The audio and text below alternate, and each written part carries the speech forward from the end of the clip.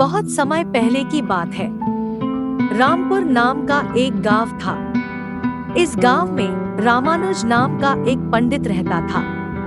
वह बहुत अच्छा इंसान था, सबका भला चाहता था।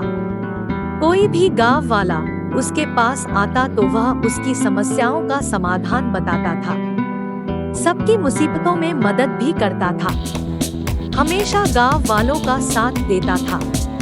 इसकी पत्नी का नाम मीराबाई था। वह घर संभालती और अपने बच्चों का देखभाल करती थी। एक अच्छी और सीधी सादी औरत थी। वह हमेशा अपने पति को अच्छे रास्ते पर चलने की शिक्षा भी देती थी। रामानुज का एक बेटा सरकारी नौकरी करता था। वह गांव से बहुत दूर शहर में काफी सालों से रह रहा था। उसकी शादी भी हो चुकी थी। वह अपने परिवार के साथ बहुत खुश था। मीराबाई का दूसरा बेटा प्राइवेट नौकरी करता था। वह भी अपने माता पिता से दूर शहर में काम करता था। अपने परिवार के साथ खुश था। इसी तरीके से पूरा परिवार खुशी खुशी अपना जीवन बिता रहा था। एक दिन रामानुज के घर में गांव का एक किसान आता है। वह रामानुज को अपनी सारी मुसीबतों के बारे में बताता है। वह बोलता है, कुछ ऐसा उपाय बताइए जिससे मेरे परिवार की सारी मुसीबतों का हल मिल जाए, मैं खुशी खुशी अपने परिवार के साथ रह सकूं। रामानुज ने उपाय बताया। वह किसान बोला, मैं सारे उपाय करूंगा। वह अपने घर को चला गया। रामानुज ने उस किसान से एक भी पैसा नहीं लिया और उसकी सारी मुसीबतों का हल भी बता दिया। फिर से वही किसान रामानुज के पास आता है। वह बहुत खुश दिखता है। वह अपने साथ मिठाई भी लेकर आता है। किसान रामानुज को मिठाई देकर बोलता है, आपने मेरी जिंदगी की सारी मुसीबतों का हल कर दिया। अब मैं बहुत खुश हूँ। मेरा परिवार अब किसी भी मुसीबतों का सामना नहीं कर रहा है। अब मैं पूरे परिवार के साथ खुशी खुशी रह रहा हूँ। उस किसान ने रामानुज को कुछ पैसे भी दे दिए। रामानुज ने बहुत मना किया, लेकिन फिर भी वह किसान नहीं माना। अंत में रामानुज ने पैसे ले लिए। कुछ देर के बाद वह किसान अपने घर को चला गया। अगले दिन शाम को रामानुज का एक दोस्त उसके घर पर आता है। वह भी पंडित ही होता है। वह दूसरे गांव में रहता था। उसका नाम राधे था। वह बहुत चालाक और मतलबी पंडित था। वह लोगों से खूब पैसे लेता था। जब भी कोई उसके पास आता, वह हर बात के लिए खूब पैसे मांगता। खाने पीने की चीजें भी मांग लेता था। रामानुज अपने दोस्त को देखकर बहुत खुश हो गया। वह बोला, क्या बात है मेरे दोस्त, इतने दिनों के बाद मेरे घर पर आए। राधे बोलता है, बस मिलने का मन किया इसलिए मैं तुमसे मिलने आया हूँ। दोनों में खूब बातें चलने लगी। तभी रामानुज की पत्नी खाने के लिए लेकर आती है। सब लोग खाना खाते हैं। उसके बाद रामानुज और राधे दोनों आपस में बातें करने लगते हैं। रामानुज राधे से बात करता है। राधे बोलता है, मुझे तो पैसे की कोई कमी नहीं है। मैं अपना जीवन आराम से बीता रहा हूँ। मुझे कुछ काम भी नहीं करना पड़ता। लोग मेरे पास आते हैं, पैसे देकर चले जाते हैं। मेरा जीवन अच्छे से चल रहा है। इतना सुनकर रामानुज के दिमाग में भी बात आई, यह कैसे पैसे कमा रहा है? इतना पैसा कहाँ से आता है? उसने अपने दोस्त से पूछा, तुम इतना सारा पैसा कैसे कमाते हो?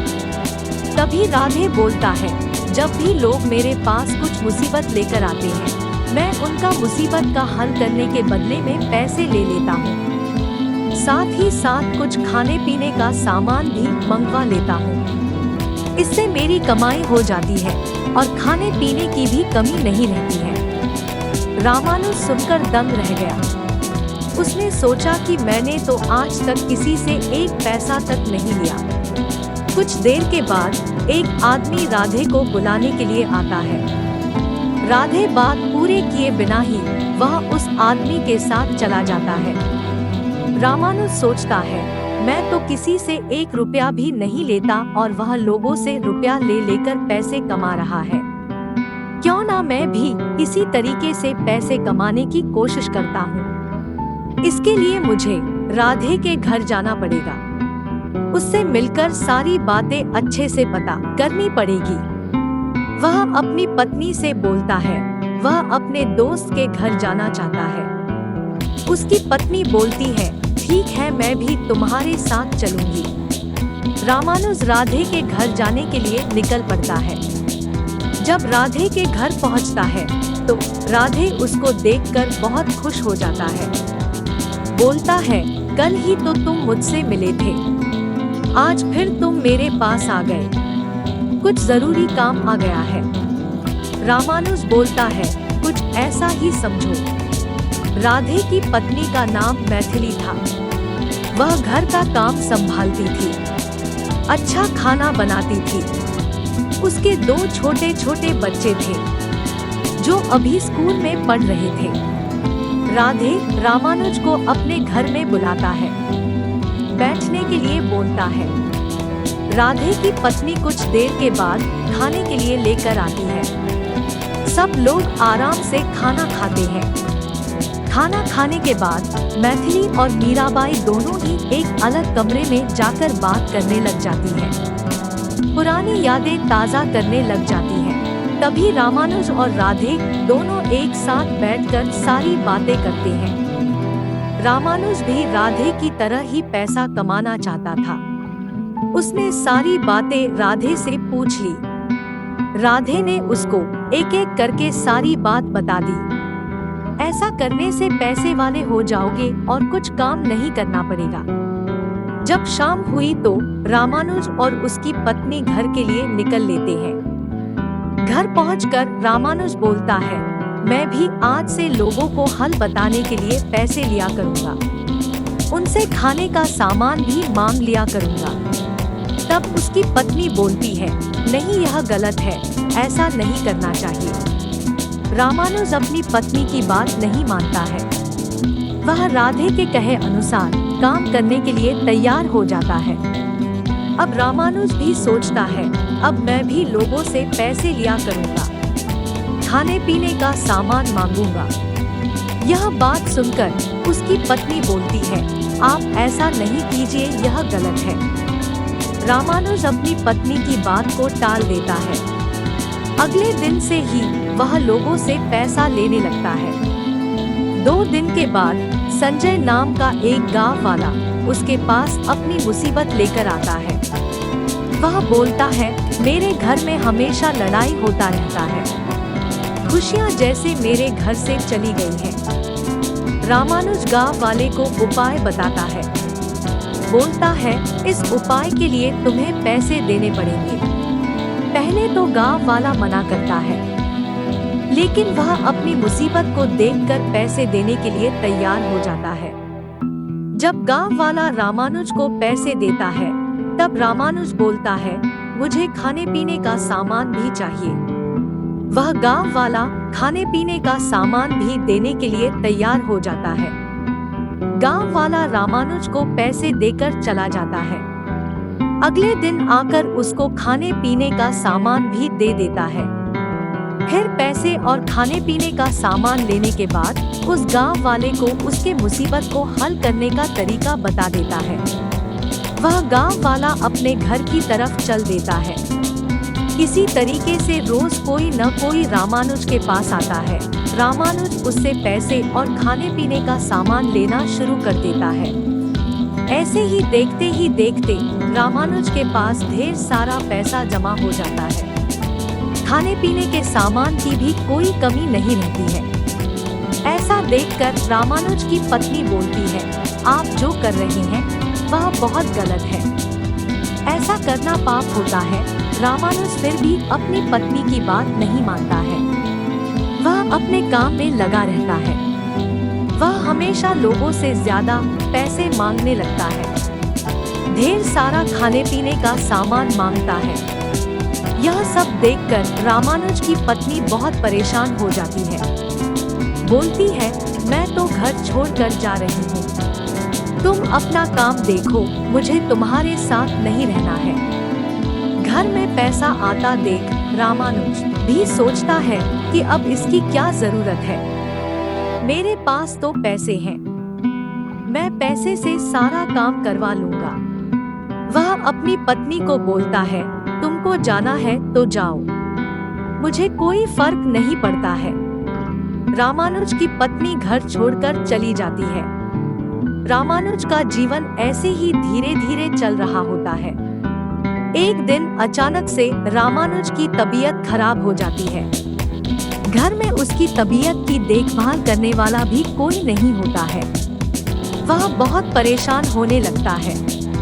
वह सोचता है कि मेरी तबीयत जल्दी से ठीक हो जाए, लेकिन उसकी देखभाल करने वाला कोई नहीं था। ऐसे ही धीरे धीरे उसकी तबीयत बहुत ज्यादा खराब होने लग जाती है। उसकी देखभाल करने वाला कोई भी नहीं होता है। वह ऐसे ही अपने बिस्तर पर लेटा रहता है, बहुत दुखी होता रहता है। भगवान की कृपा से अगले दिन उसके घर उसका दोस्त आता है। उसको बीमार देखकर बहुत परेशान हो जाता है। उसका दोस्त उसको वैद्य जी के पास ले जाता है, उसको दवाइयाँ दिलवाता है। दवाई खाकर रामानुज की तबीयत थोड़ी सही होने लग जाती है।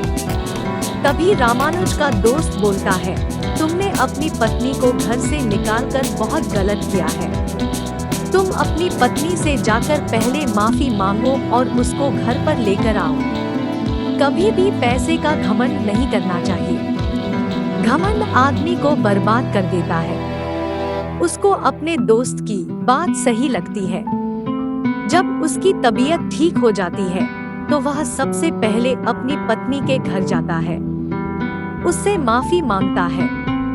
वह बोलता है, आज के बाद से वह कभी भी ऐसा नहीं करेगा, कभी भी घमंड नहीं करेगा, किसी भी आदमी से पैसे नहीं लेगा। रामानुज सच में बदल गया था। ऐसा देखकर उसकी पत्नी ने भी उसको माफ कर दिया, उसके साथ घर चल दिया। अब कोई भी गांव वाला उसके पास अपनी समस्या लेकर आता है तो उसको बिना पैसे लिए हल बता देता है। इस तरीके से वह सुधर जाता है, अपनी गलती को मानकर गलती का पछतावा करता है।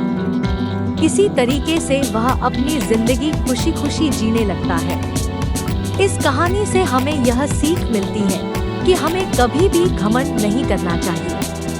हमारे पास चाहे कितना भी पैसा क्यों ना आ जाए, फिर भी हमें घमंड नहीं करना चाहिए। घमंड करने वाला इंसान एक न एक दिन बर्बाद हो ही जाता है। जैसा कि आपने इस कहानी में देखा कि कैसे एक अच्छा आदमी घमंड करने के चक्कर में मरने तक पहुंच जाता है। जब उसको अपनी गलती का एहसास होता है तो वह अपनी गलती को सुधारकर एक अच्छा व्यक्ति बन जाता है। उसकी जिंदगी अच्छे से चलने लगती है।